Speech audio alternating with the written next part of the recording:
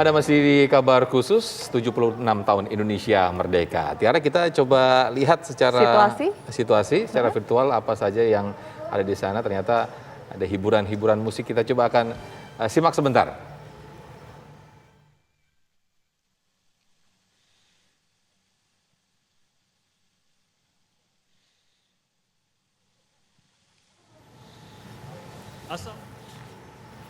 Oke. Jadi di sana lagi persiapan ya, Sofyan ya. Kurang lebih kalau di sini 1 jam lagi lah pengibaran ini. Betul. Ya. Sudah tinggal beberapa menit lagi menuju detik-detik proklamasi. Dan nanti ingat pukul 10.17 tepatnya ketika nanti pemirsa atau kita semuanya mungkin pas lagi tidak ada kegiatan yang mengganggu, 10 menit saja. Betul. Untuk ambil sikap sempurna. Sikap sempurna gitu. Nah, kita ngobrol-ngobrol lagi nih, Tiara. Mungkin Tiara juga bisa menarik ya ini ya. sharing juga tentang pengalaman sedikit. flashback sedikit. Ini kan selama 1 bulan nih latihannya kan sama Pas Pampres sama TNI segala macam ya. Pastinya kan disiplinnya luar biasa di situ. Salah sedikit hukum, sedikit hukum. Ada yang mungkin udah nggak kuat nih, udah putus asa, saya balik kampung aja deh. Ada yang seperti itu nggak sih? Ada waktu itu sampai nangis sebenarnya pengen pulang, tapi akhirnya kita kuatin lagi karena kan kita di situ juga bareng-bareng ya, dan dikuatin juga sama pembinanya. Akhirnya bisa lanjut terus sampai ke pengibaran. Kalau Tiara dulu gimana? Termasuk yang wah, tegar dong. Oh, termasuk yang mau atau termasuk yang ngasih hukuman? Jahat banget. Nah, Sofyan, ini ada informasi juga nih di tengah persiapan Paskibraka Nasional di Istana ya, ada 1 nama calon Paskibraka Nasional yang kemudian ini batal berangkat ke Jakarta. Ya, ini setelah dipastikan gagal berangkat ke Jakarta untuk mewakili Provinsi Sulawesi Barat sebagai calon Paskibraka Nasional, ada Christina memilih kembali ke kampung halamannya di Kecamatan Mambi untuk berkumpul bersama keluarga besarnya. Ya, meski hidup dalam serba keterbatasan, Christina yang bercita-cita menjadi polwan ini tetap semangat belajar dan mulai melupakan kegagalannya menjadi pengibar bendera pusaka merah putih di istana.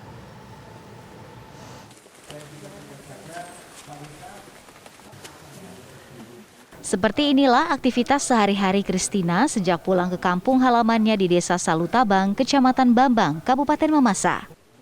Berada di desa terpencil membuatnya harus bolak-balik naik ke perbukitan untuk mendapatkan sinyal handphone agar dapat mengikuti kegiatan belajar via Zoom atau sekedar mencari informasi di internet.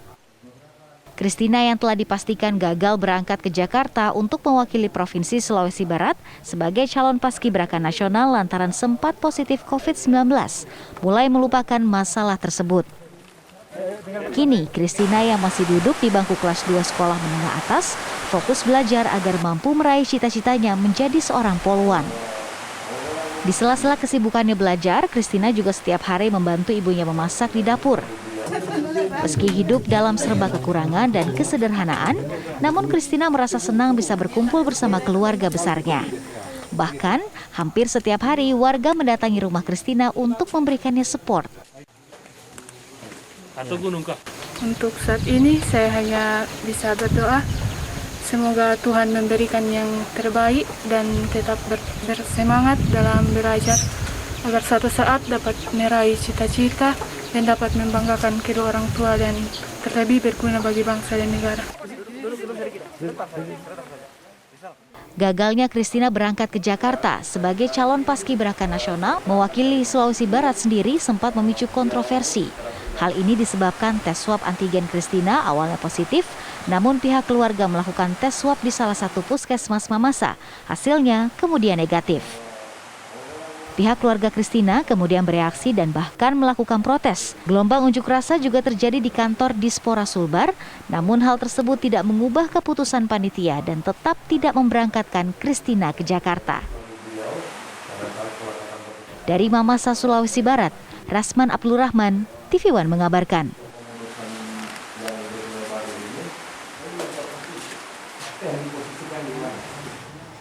Ombudsman menemukan ada pelanggaran maladministrasi yang dilakukan Dispora dalam kasus Christina. Ya, sementara pihak Dispora mengakui kelalaian di pihaknya dan siap menerima sanksi.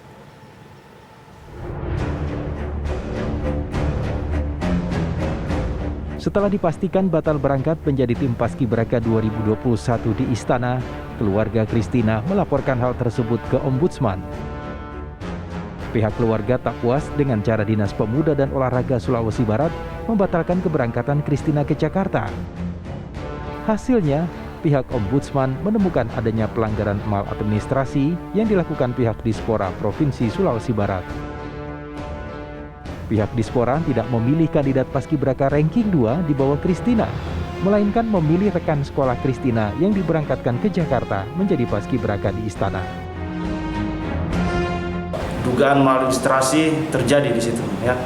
Dugaan maladministrasinya patut diduga terjadi dan itulah yang menjadi fokus kami, bagaimana untuk memberikan tindakan korektif terhadap maladministrasi yang terjadi dalam proses seleksi paskibraka nasional di Provinsi Sulawesi Barat.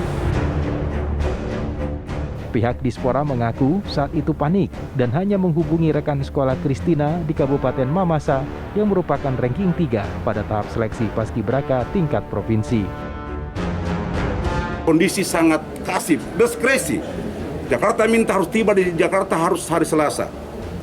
Sementara saya minta Jakarta tolong 1 minggu untuk beri kesempatan kepada mereka ini agar mereka bisa berangkat ke Jakarta. Begitu saya punya niat luar biasa untuk memberangkatkan mereka ini. Tapi waktu itu kan kasif sekali. Karena ada apa dengan saudara ini? Saya dihubungi nggak Pak waktu itu? Nah ini jadi masalah. Karena Dispora tidak menghubungi. Dispora ini beranggapan, dalam ini kabit saya menyatakan bahwa nggak ada waktu lagi karena Jakarta minta harus tiba pada Selasa. Bagi saya, catat Bapak ini, bagi saya meskipun anak buah saya lalai dalam hal ini, sebagai pemimpin Dispora siap untuk dicopot. Pihak Dispora Sulawesi Barat mengaku lalai dalam menetapkan kandidat paskibraka nasional tahun 2021 dari wilayahnya. Mereka siap menerima sanksi jika dianggap melanggar peraturan. Dari Mamuju, Sulawesi Barat, Gusni Kardi, TV One mengabarkan. Ya ini jadi pasti rasanya kecewa sekali ya Sofian. Ya kan Betul. sudah melalui rangkaian seleksi yang panjang, kemudian tinggal berangkat tapi ada kendala dan akhirnya tidak jadi bertugas pada saat pengibaran gitu ya. Nah kalau dari Safira sendiri melihat hal ini tanggapannya seperti apa Safira? Sedih banget sih Kak, karena pasti perjuangannya itu luar biasa ya. Pertama ada seleksi yang panjang dan akhirnya ketika sudah terpilih malah tidak berhasil diberangkatkan gitu. Kalau Sylvia sendiri, Sylvia kalau dari angkatannya Sylvia dari tahun 2019, ada yang teman-teman yang gagal sampai sekarang masih hubungan komunikasi? Masih Kak, masih komunikasi. Dan mereka Kalau- apa yang Ya, Kak. disampaikan biasanya? Kurang jelas Kak, sorry. Iya, apa yang disampaikan biasanya teman-teman yang mereka ini yang gagal masuk seleksi, terus mereka akan mencoba lagi atau bagaimana tuh? Buat teman-teman pokoknya tetap semangat, karena kan nggak bisa nyoba lagi Kak. Oke. Soalnya di persyaratan itu harus kelas 10. Mungkin di tempat yang lain bisa mewujudkan apa yang menjadi keinginan. Oke. Kalau dari Safira sendiri mungkin ada yang mau disampaikan kalau melihat banyak juga ya kalau tadi kita ceritakan Ya. ada 1.000 orang yang kemudian gagal masuk ke seleksi baik itu kota, provinsi maupun juga nasional. Kemudian juga tadi kita dengar sama-sama ada yang gagal berangkat untuk melakukan pengibaran di istana gitu. Ada yang mau disampaikan untuk semangat teman-teman di luar sana? Mungkin aku ingin menyampaikan semangat aja buat teman-teman, jangan kecewa karena meskipun tidak mengibar ya nggak apa-apa, mungkin kita bisa mengibar di tempat yang lain seperti itu. Iya. Untuk Safira sendiri ini sekarang semester berapa? Semester 3 Kak. Semester 3 ya di Undip. Undip ya. Ini cita-citanya apa sih kalau boleh tahu Safira? Mau menjadi nanti di karir kerjanya nanti akan meneruskan di dunia baris berbarisan atau gimana? Mungkin kalau aku pribadi agak berbeda ya dari Oke. Paskib ini. Kebetulan cita-citaku pengen jadi pebisnis sih Kak. Oke.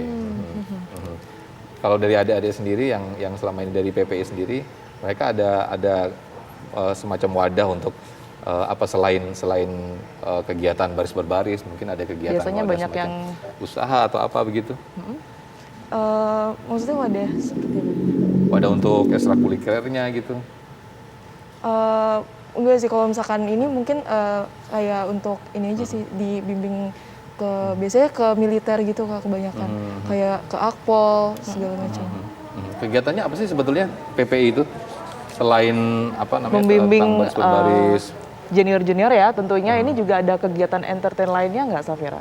Biasanya sih di kalau tempat Safira sendiri? kalau aku ini kayak sebenarnya lebih ke ini sih, mungkin ada pentas kayak gitu Kak, pentas bakat kayak gitu. Itu biasanya diselenggarakannya sebelum atau setelah sebelum seleksi seperti itu. Jadi untuk ajang pentas aja gitu Kak. Kalau Tiara sendiri gimana nih? Kalau Aktif saya nggak tuh? aktif di 1-2 tahun pertama karena waktu itu kan masih sekolah ya Sofyan ya. Jadi begitu masuk kuliah juga agak kesulitan untuk menyelesaikan jadwal. Jadi akhirnya lebih fokus ke kuliahnya gitu. PP-nya tapi sampai saat ini masih komunikasi baik gitu ya sama teman-teman yang lain. Ya? Oke. Kalau Sylvia sendiri gimana Sylvia? Sylvia masih terus komunikasi dengan teman-teman PPI dan kegiatannya apa aja biasanya? Masih Kak, masih terus komunikasi. Aha. Kegiatannya biasanya itu selain PBB pastinya kekeluargaan, seperti bakti sosial, dan perlombaan-perlombaan seperti yang dibilang Kak Safira tadi Kak, untuk misalnya perlombaan PBB tingkat SMA. Nah Sylvia ini kalau misalnya boleh sedikit bernostalgia ya, ini kurang lebih 1-2 tahun yang lalu Sylvia tugas jadi paskibraka nasional. Ini kamar tim satu kamarnya ini dari mana aja sih Sylvia? Kalau saya Kak 2019 teman sekamarnya dari Papua Barat. Uri Vanesta Kubiari. Oke.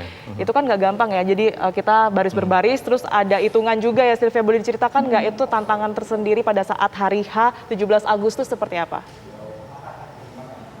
Tantangannya di 2019 Kak, nggak terlalu berat ya, karena kan rame, terus sama temen itu boleh saling nyemangatin ke kamar, cerita atau gimana.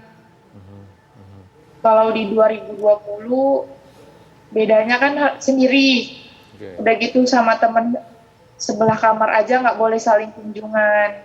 Waktu itu nama timnya apa ya Sylvia? Kan kalau ada setiap tahun ada namanya. Ada berapa tim tuh biasanya Tiara? Ada 2, Sabang Merauke gitu. Kalau dari Sylvia sendiri angkatannya apa waktu itu? 2019 itu Kak tim Merah Putih.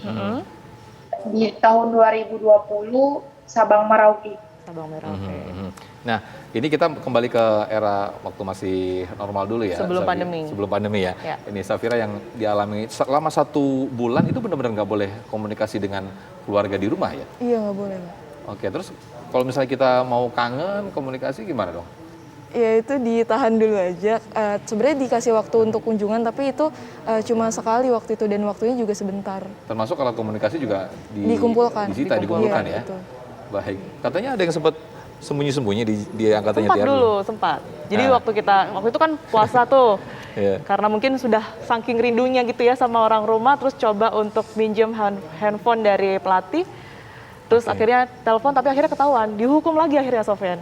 Oh, berarti pelatihnya juga dihukum dong, karena kan dia minjemin alat komunikasi itu. Iya, jadi kita sama-sama di situ sih sebenarnya serunya. Jadi kita makan malam tuh selalu was-was. Ini kira-kira ada kesalahan apa nih hari ini karena kita bakal dihukum pada saat itu. Oke, nanti kita akan ngobrol yang lebih seru lagi ya, bagaimana hukuman-hukuman, bagaimana pengalaman-pengalaman waktu di asrama selama 1 bulan itu ya. Dan pemirsa, kita akan kembali lagi dengan sejumlah informasi lainnya tetaplah di Kabar Khusus 76 tahun Indonesia Merdeka.